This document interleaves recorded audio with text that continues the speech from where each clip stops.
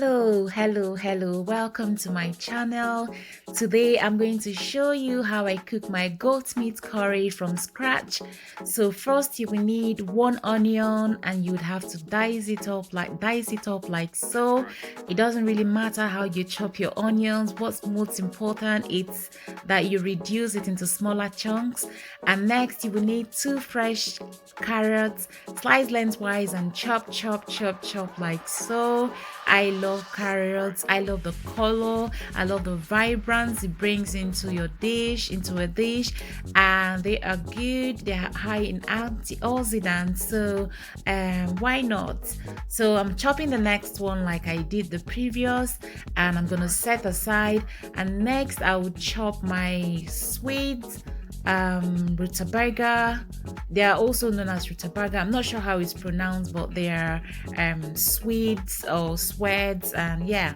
So I'm going to cube them up, and that will be our thickener for today.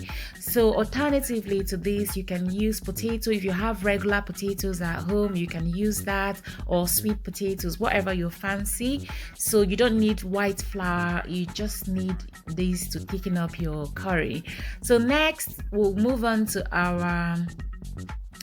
our curry paste for today, which will be ginger, garlic, turmeric.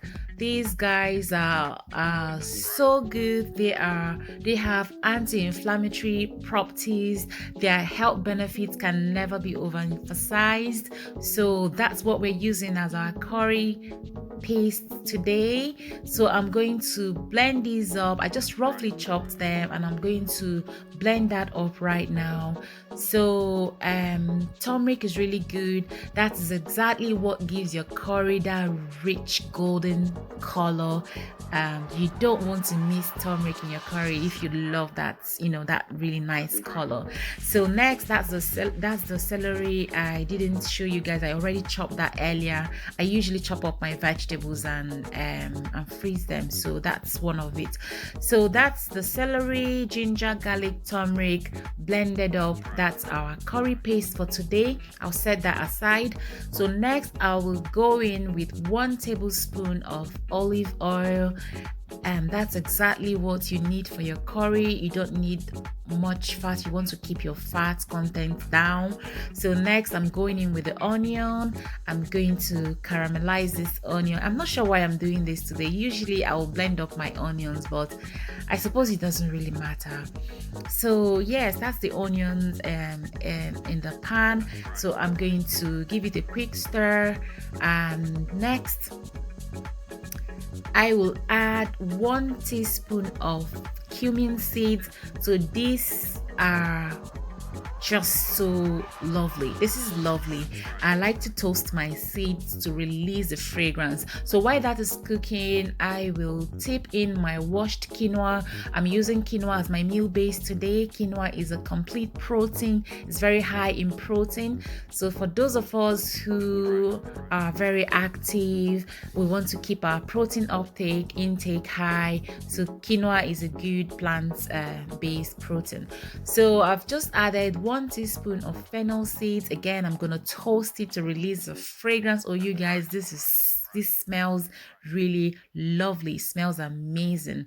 So yes, that's 1 teaspoon ground cumin. So next I'm gonna go in with my goat meat. I've already cooked this goat meat earlier just to get the stock, so feel free to just add your fresh goat meat straight into the pot. It doesn't really matter, it's going to cook the same anyway.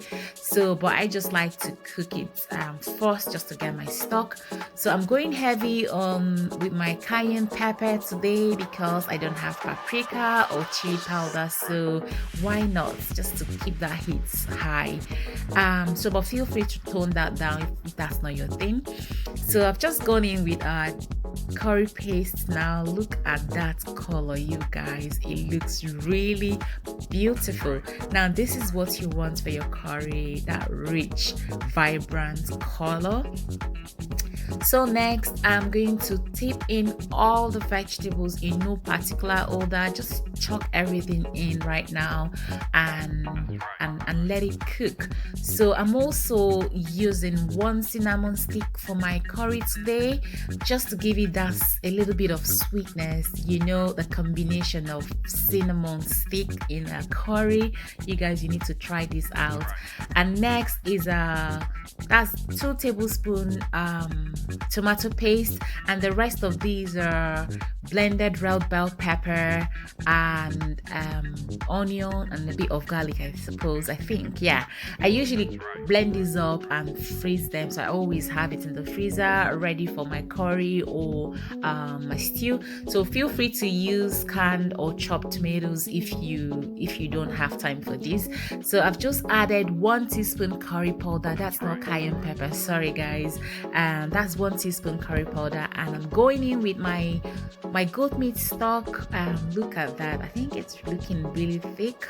I may have to add more stock to this just to loosen it up a little bit. So yeah, I'm going in with more stock, and I'm gonna give it a quick good stir and let it cook for 20 minutes.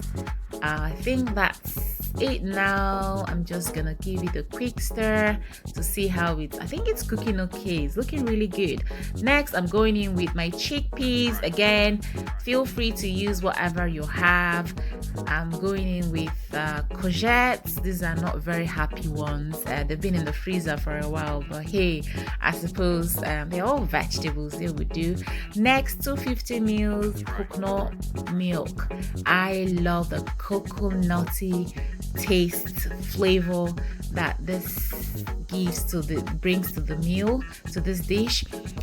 Feel free to use whatever alternative you fancy, say cream or yogurt, but I think I love coconut and I love the taste, the flavor, so we always use coconut around here. Sometimes I use yogurt as well, but today we're using coconut, and I'll let that cook.